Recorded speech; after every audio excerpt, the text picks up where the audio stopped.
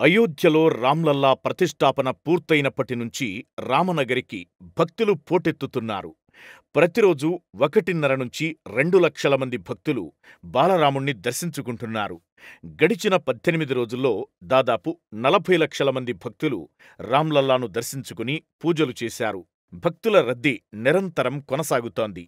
రాబోయే శ్రీరామనవమి సందర్భంగా 1 కోటి మంది భక్తులు అయోధ్యకు రావచ్చనే అంచనాలు ఉన్నాయి. ఈ నేపథ్యంలో ఆలయ అధికారులు ఇప్పటికే ఈ ఉత్సవాలకు సంబంధించిన ఏర్పాట్లు ప్రారంభించారు. 9 రోజుల పాటు శ్రీరామనవమి ఉత్సవాలు జరగనున్నాయి. చైత్రమాసంలోని శుక్లపక్షం 9వ రోజున శ్రీరాముని జన్మదినోత్సవం జరగనుంది. ఈసారి ఏప్రిల్ 17న శ్రీరామనవమి జరగనుంది. చైత్ర నవరాత్రుల ప్రారంభంతో ఉత్సవాలు మొదలు కానున్నాయి. 9 రోజుల పాటు ఆధ్యాత్మిక ఉపన్యాసాలు, ఇతర సాంస్కృతిక కార్యక్రమాలను నిర్వహించనున్నారు. పెరుగుతున్న భక్తుల రద్దీని దృష్టిలో ఉంచుకుని రామజన్మభూమి గేట్ నంబర్ 3 నుంచి కూడా భక్తులను అనుమతించాలని అధికారులు నిర్ణయించారు.